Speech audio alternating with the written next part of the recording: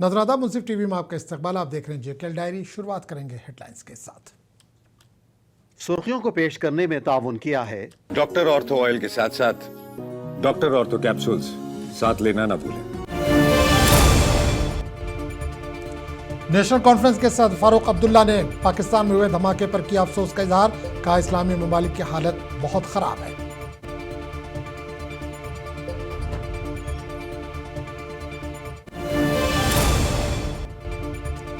साल 2019 के बाद नाकाम पॉलिसियों से जम्मू कश्मीर के मईशत शदीद मुतासिर। मौजूदा बजट भी अवाम के लिए मायूस कुन। पीडीपी तर्जुमान मोहम्मद इकबाल का बयान।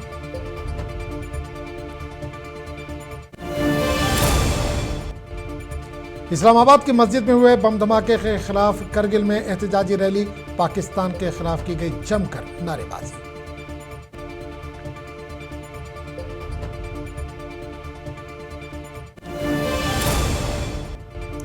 जम्मू कश्मीर पुलिस की जानिब से बाहू फोर्ट इलाके में वॉलीबॉल टूर्नामेंट का इनेकाद। नौजवानों को मंशिया से दूर रखना है मकसद।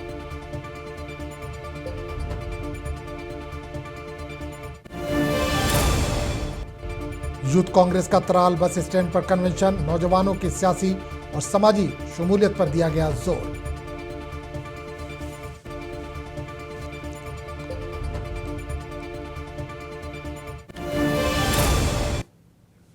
और खबरों की तफसील। नेशनल कॉन्फ्रेंस सदर डॉक्टर फारूक अब्दुल्ला ने पाकिस्तान के इस्लामाबाद शहर में हुए बम धमाके को अफसोसनाक और इंसानियत सोज करार दिया। श्रीनगर में मीडिया से बात करते हुए फारूक अब्दुल्ला ने कहा कि इस्लामी ममालिक की खराब हालत है। अल्लाह ताला से दूरी की सबब ये हो रहा है। देखिए, अफसोस इस बात का कि अल्लाह के घर में भी अब बम फटने लगे। ये दिखाता है हम अल्लाह से कितने दूर हैं और हम उस मंजिल की तरफ चल रहे हैं जिसके लिए जहन्नम तैयार है। अफसोस है मुझे इस बात। पाकिस्तान में बार बार ब्लास्ट हो रहे, क्या कहेंगे वहाँ पे क्या कहेंगे? तो सर आप समझते हर जगह ब्लास्ट हो रहे हैं जनाब, कौन सी जगह बाकी रही है? मुझे बताइए, इस्लामी मुल्कों की हालत क्या है? क्या है उनकी हालत? तो जब अल्लाह से दूर हो जाते हो तो यही होता है। पीपल्स डेमोक्रेटिक पार्टी ने कहा कि 2019 के बाद सरकार की पॉलिसियों से जम्मू कश्मीर की इक्तिसादी हालत बहुत ख़राब हो गई। श्रीनगर में एक प्रेस कॉन्फ्रेंस से खिताब करते हुए पार्टी तर्जुमान मोहम्मद इकबाल ने कहा कि रवां बजट जम्मू कश्मीर अवाम के लिए मायूस कुन रहा। इम्प्लीमेंट की गई है, उन्होंने जम्मू कश्मीर की इकोनॉमी को इतना नुकसान पहुंचाया है जो एक हिसाब से इरिपेरेबल है। उन पॉलिसीज का नतीजा ये है कि आज जब हम देखते हैं जम्मू कश्मीर के लोगों का पर कैपिटा इनकम जो है नेशनल पर कैपिटा इनकम से बहुत कम है। आपको याद होगा 2019 से पहले जम्मू कश्मीर के जो इकोनॉमिक सर्वे के इंडेक्सेस हैं वो हिंदुस्तान की पहली 10 रियासतों में शुमार होते थे और इसमें इस कदर गिरावट आ गई है कि आज जम्मू कश्मीर के लोगों का पर कैपिटा इनकम जो है नेशनल एवरेज के 50% से भी कम हो गया है। ये नतीजा है उन पॉलिसीज का जो 2019 के बाद 7 साल यहां पर जमहूरी हुकूमत नहीं रही। और मुझे याद है हमारे चीफ मिनिस्टर साहब ने एक बार पब्लिकली ये कहा था कि जितने भी ऑर्डर इन 7 सालों में जम्मू कश्मीर के हवाले से हुए हैं हम उनको रिविजन। इस्लामाबाद के इमाम बारगाह में हुए बम धमाके के खिलाफ करगिल में असरा अशरिया की जानिब से एक पुरअमन एहतजाजी रैली निकाली गई। IS के चौक से शुरू होने वाली इस रैली में लोगों की कसीर तादाद ने शिरकत की। शुरका ने दहशतगर्दी की मजम्मत करते हुए आलमी बरादरी से इंसाफ का मुतालबा किया।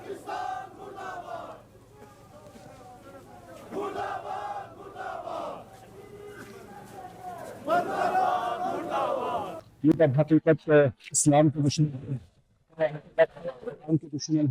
ये मुसलमान हो नहीं सकता। नमाज के दुश्मन है, या अल्लाह के दुश्मन है। इस तरह के दहशतगर्दी से दर हकीकत उनके वजूद में इंसानियत की एक निशानी इस तरह की वहशी इंसान की शक्ल में पाकिस्तान को चाहिए कि उसे लोग इस्लामाबाद में एक मस्जिद पर होने वाले हमले के खिलाफ जम्मू कश्मीर में शदीद रद्दमल देखने को मिला। गांदरबल के इलाके डब और पुंछ में अवाम ने सड़कों पर निकलकर पाकिस्तान के खिलाफ ज़बरदस्त एहतजाजी मुजाहरा किया। मुजाहरीन ने हाथों में प्ले कार्ड उठा रखे थे और पाकिस्तान मुखालिफ नारे लगाते हुए इस हमले की सख्त अल्फाज में मजम्मत की। मुजाहरीन का कहना था कि इबादत गाहों को निशाना बनाना इंसानियत के खिलाफ संगीन जुर्म है और ऐसे बुज़दिलाना हमले किसी भी सूरत काबिल कबूल नहीं है। एहतजाज के दौरान पाकिस्तान मुर्दाबाद के नारे भी लगाए गए और हमले में मुलविस अनासिर के खिलाफ सख्त कार्रवाई का मुतालबा किया।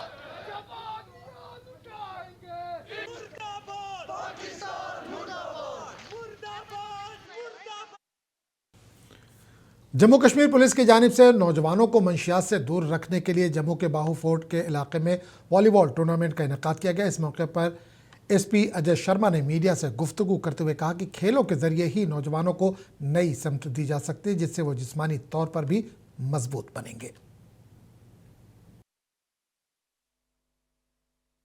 देखिए, Jammu Kashmir police is not only committed to enforcement of law and maintaining of law and order, fighting a war against narco terror and terror, but उसके अलावा भी हमारा जितना भी यूथ है उसको इन्वॉल्व करके to shape them into a good pairs and encourage them towards a healthy life।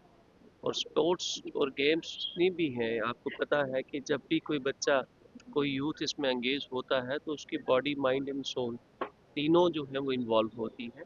और these are the efforts from JNK police. और जम्मू पुलिस के अंतर्गत जो हमारा सिविक एक्शन प्रोग्राम है, उसमें आपने देखा कि यहाँ 15 टीम्स जो एक टूर्नामेंट छोटी सी करवा रहे हैं वॉलीबॉल की, तो इसके अंदर 9 टीम्स बॉयज़ की है और 6 टीम्स जो है वो गर्ल्स की भी हैं। और ये सारी teams different different districts of JNK की आई हैं, they are not only from Jammu. और मुझे आपके साथ साझा करने में खुशी हो रही है कि हमारे यहाँ से जो टीम इंडियन यूथ कांग्रेस ने बस स्टैंड तराल में यूथ कन्वेंशन का इनेकाद किया, जिसकी सदारत यूथ कांग्रेस के कौमी सदर उदय भानु ने की। जबकि इस मौके पर मनीष शर्मा, इंचार्ज यूथ कांग्रेस, मनप्रीत सिंह और सुरेंद्र सिंह के अलावा दीगर वर्कर्स भी बड़ी तादाद में मौजूद थे, जहां इन्होंने सियासत और समाजी इक़दाम में नौजवानों की शिरकत की अहमियत पर जोर दिया।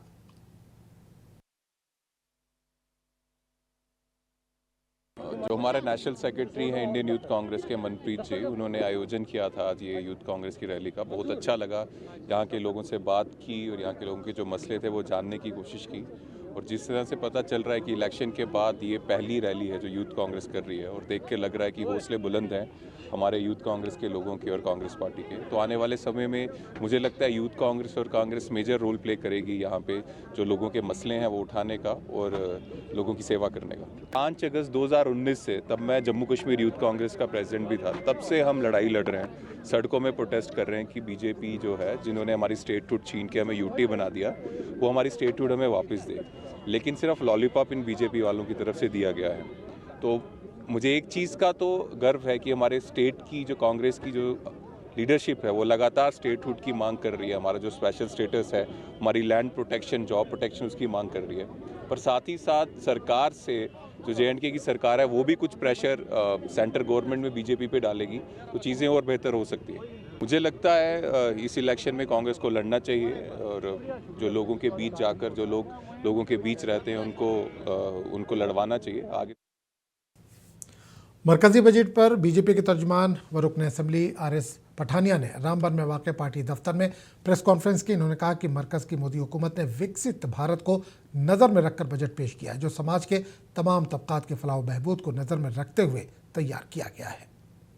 आप सबके ध्यान में है कि 1 फरवरी को यूनियन बजट, केंद्रीय बजट, और ये एक प्रैक्टिस, जो प्रथा 47 के बाद इमीडिएटली जब देश आज़ाद हुआ ये अंग्रेजों की दी हुई एक पद्धति थी कि बजट हमारा जो है इवनिंग में चलता था, लेकिन जैसे प्रधानमंत्री जी ने कहा कि हमें भारत को अपनी रूट्स को पहचानना पड़ेगा, वो शाम को इसलिए होता था क्योंकि इंग्लैंड में वहां सुबह होती थी, ताकि वो डायरेक्टली हमारे बजट को व्यू कर पाते थे। उसको चेंज किया और बजट का समय चेंज हुआ, बजट की प्रैक्टिस चेंज हुई और बजट का ओवरऑल कंपोजिशन चेंज हुआ।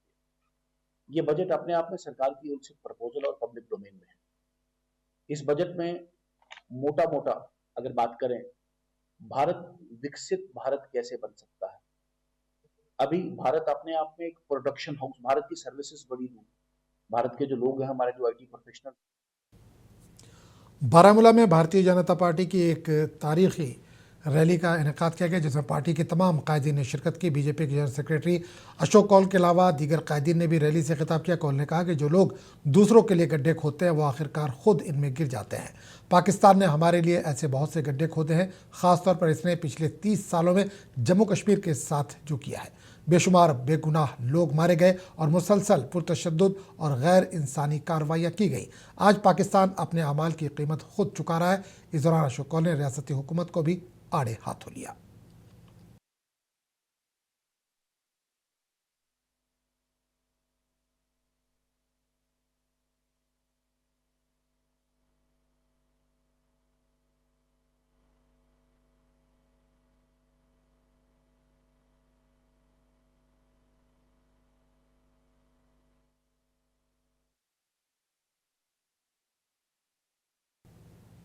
बीजेपी के साबिक जिला सदर पुलवामा मोहम्मद लतीफ़ भट्ट ने मौजूदा असेंबली इजलास को जम्मू कश्मीर के लिए मायूस कुन करार दिया। उन्होंने डिप्टी कमिश्नर पुलवामा डॉक्टर बशारत क़य्यूम के गुज़िश्ता दहाई के दौरान तरक्की और पेशरफ्त में इनकी कोशिशों की तारीफ़ की और इस बात पर जोर दिया कि अवामी हुकूमत नेशनल कॉन्फ्रेंस मौजूदा असेंबली इजलास के दौरान ड्रामेबाजी में मसरूफ़ है, जबकि यौमिया उजरत वालों की तरक्की और इस्तेहकाम जैसे अहम मसाइल से अवाम की तवज्जो को मबजूल किया जा रहा है।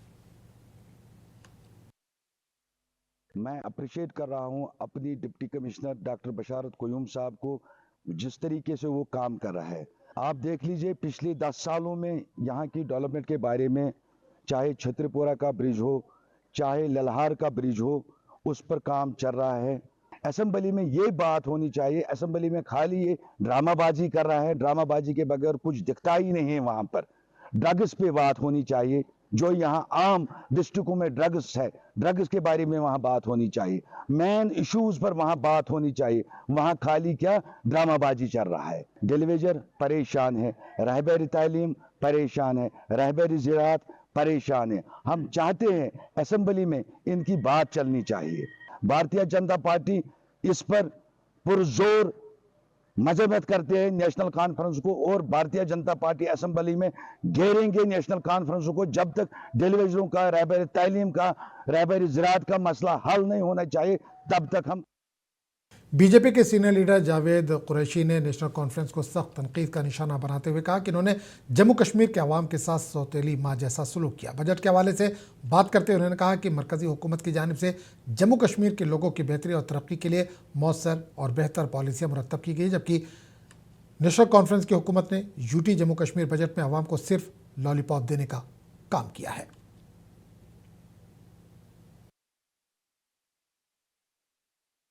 कॉन्फ्रेंस ने हर वक्त जम्मू कश्मीर के लोगों के साथ सतोली माँ का सलूक किया। हर वक्त कल जो नेशनल कॉन्फ्रेंस की सरकार ने बजट पेश किया, बिल्कुल उसमें कोई राहत आवाम के लिए नहीं है। ख़ासकर जो उन्होंने अपने मंशूर में कहा था कि हम 200 यूनिट बिजली फ्री देंगे, हम 12-12 गैस सिलेंडर्स दे देंगे, हम 10 केजी चावल दे देंगे, आज तक इन्होंने अपने जो वादे किए थे, इन्होंने हकीकतन उनको अमली जामा वो बिल्कुल 5 साल तक नहीं पहना सकते हैं। ये बड़ी अफसोस की बात है। नेशनल कॉन्फ्रेंस को जिस तरीके से मैंडेट मिला है, जिस तरीके से लोगों ने एक बार इनको मौका दिया था कि जो इनकी माजी में गलतियां हुई है ये इसको सुधारेंगे। पहलगाम के खूबसूरत आरो वैली में मवासलाती सहूलियात दस्तयाब ना होने के बाइस मुकामी लोगों और सयाहों को शदीद मुश्किलात का सामना है। इलाके में मोबाइल नेटवर्क और इंटरनेट की अदम दस्तयाबी के सबब राब्ता मुमकिन नहीं होता, जिससे हंगामी हालात में मसाइल मजीद बढ़ जाते हैं। मुकामी बाशिंदों का कहना है कि मौसलाती सहूलियात की कमी से सेहत और रोज़गार भी मुतासर हो रहा है। लोगों ने मुतल्लिका हुक्काम से मुतालबा किया है कि आरू वैली में फौरी तौर पर बेहतर मोबाइल और इंटरनेट सहूलियात फराहम की जाए ताकि आवाम और सयाहों को मजीद मुश्किलात से दो चार ना होना पड़े। मेरा नाम नूर नासिरा है। हम चेन्नई से आए हैं। इधर नेटवर्क थोड़ा लो है। गवर्नमेंट को इधर नेटवर्क अच्छी तरह रखना चाहिए ताकि टूरिस्ट को दिक्कत ना हो जीपे करने में और पेमेंट्स करने में। बहुत थैंकफुल होगा if government makes good arrangements for network. नाम तारिक अहमद पाड़र है। हम इस वक्त आड़ो में दुकानदारी कर रहे हैं। यहाँ पे नेटवर्क का बहुत बड़ा प्रॉब्लम है कि यहाँ खाली बीएसएनएल का नेटवर्क है, तो वो भी कभी कभार चलता है, पूरे 24 घंटा वो भी नहीं चलता है। जब तक लाइट है तब तक वो भी चलता है और कोई नेटवर्क नहीं है। और साथ में एटीएम भी होना चाहिए। यहाँ पे कस्टमर को बहुत बड़ी दिक्कत होती है। यहाँ पे हमारी जम्मू में प्रेस कॉन्फ्रेंस करते हुए all Jammu and Kashmir panchayat conference के सदर अनिल गुप्ता ने हल्का नगरोटा के अवामी मसाइल पर गहरी तशवीश का इजहार किया। उन्होंने हुकूमत को 15 दिन की मोहलत देते हुए वार्निंग दी कि अगर असेंबली में ये मसाइल हल ना हुए तो अवाम सड़कों पर होगी। मजबूत होगी। हमारे लोग पैसा खर्च करके बाहर रियासतों के अंदर जाते हैं, दिल्ली जाते हैं, जो है पंजाब जाते हैं या फिर हरियाणा जाते हैं, लेकिन जम्मू के अंदर अगर एक अच्छा वाटर पार्क जो है वो जज्जर कोटली बन सकता है, आर्टिफिशियल झील बन सकती है, उस पे जो है तवज्जो दी जाए, वो बनाया जाए। और सुरईसर एक जो है हिस्टोरिकल जगह है और इसका शास्त्रों में भी वर्णन है। चाहे हम बात करें सुरईसर की, चाहे मानसर की, तो मानसर की तो थोड़ी बहुत। डिप्टी कमिश्नर पुंछ अशोक कुमार शर्मा ने डाक बंगला कॉन्फ्रेंस हॉल में साफियों के साथ तारुफी मीटिंग मुनक्किद की। इस मीटिंग के दौरान साफियों ने इन्हें अपने दरपेश मसाइल से वाकिफ करवाया, जिसके बाद इन्होंने तमाम साफियों को यकीन दिलाया कि इनके मसाइल को हल करने के लिए अव्वल तरजीह दी जाएगी, क्योंकि रोज़मर्रा के अवामी मसाइल को हुकूमत और इंतज़ामिया के सामने ये लोग लाते हैं। से मैंने ज्वाइन किया है, बड़ी देर से हम ट्राई कर रहे थे कि सिविल सोसाइटी के साथ डिफरेंट मीटिंग्स हुई हैं, हर फील्ड के साथ बात हुई है, फील्ड विजिट्स की हैं। एक फ्रेटर्निटी हमारी रह रही थी, मीडिया फ्रेटर्निटी, जिनसे खुल के बात नहीं हो रही थी और इनकी रजिस्ट्रेशन भी प्रोसेस में थी। ये सारी चीज़ें देखने के लिए आज बांडीपुरा में होप नामी एनजीओज़ की तरफ से निरामाया नामी स्कीम के तहत 4 मखसूस किस्म की बीमारियों से 2-4 अफराद को 1 लाख रुपए तक के लिए इमदाद फराहम की जा रही है, जिसके लिए इन अफराद को लाजमी दस्तावेजात के साथ पुराने अस्पताल में वाक़ एनजीओज़ के दफ्तर में अपने आप को इंदराज कराना होगा। Jammu Kashmir handicapped welfare society के जनरल सेक्रेटरी नज़ीर अहमद लोन ने मुस्तहिक़ अफराद से अपील की है कि वो इस स्कीम से फ़ायदा उठाएँ। अपने सेक्टर के बंदों से अपील करता हूं कि हमारा एक ऑफिस यहाँ पर चल रहा है, जिसका हेड यहाँ पर मेहराज साहब कर रहे हैं, और वो वहाँ पर एक केस बन रहा है, निर्मया केस।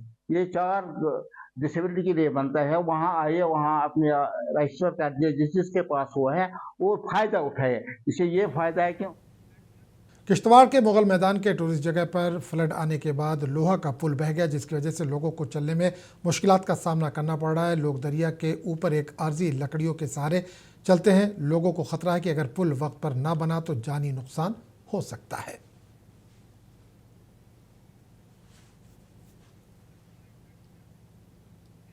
डोडा पुलिस ने 2 मंशियात फरोशों को गिरफ्तार किया। पुलिस ने इनके कब्जे से तकरीबन 20 ग्राम हेरोइन नुमा मादा बरामद किया है। मंशियात की स्मगलिंग और मंशियात के इस्तेमाल के खिलाफ अपनी मुहिम को जारी रखते हुए डोडा पुलिस की हिदायत पर 2 अफराद को गिरफ्तार किया गया और इनके कब्जे से तकरीबन 20 ग्राम वजनी हेरोइन नुमा अशिया बरामद की गई।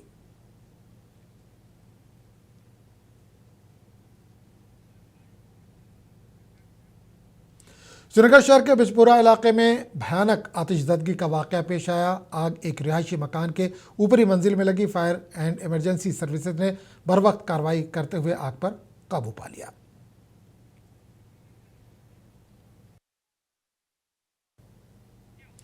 जम्मू कश्मीर में ग्लोबल वार्मिंग के असरात के सबब सर्दियों में बारिशें मामूल से कम रिकॉर्ड की गई, जिस पर माहिरीन शदीद तशवीश का इजहार कर रहे हैं। माहिरीन ने ज़राई शोबे, आबी ज़खायर और बिजली की पैदावार के तहफ़्फ़ुज़ के लिए फौरी हिकमत अमली अपनाने और माहौल दोस्त पॉलिसियों पर अमल करने का मुतालबा किया है। तो अब देखिए खास रिपोर्ट। हमें दीजिए इजाज़त। आदाब। जम्मू कश्मीर में बढ़ती ग्लोबल वार्मिंग की वजह से मौसम सरमा में कम बारिश रिकॉर्ड हो रही है, जिस पर माहिरीन ने तशवीश का इजहार किया है। माहिरीन का कहना है कि ज़राअत और बागबानी जैसे शोबों को मुश्किलात का सामना करना पड़ सकता है।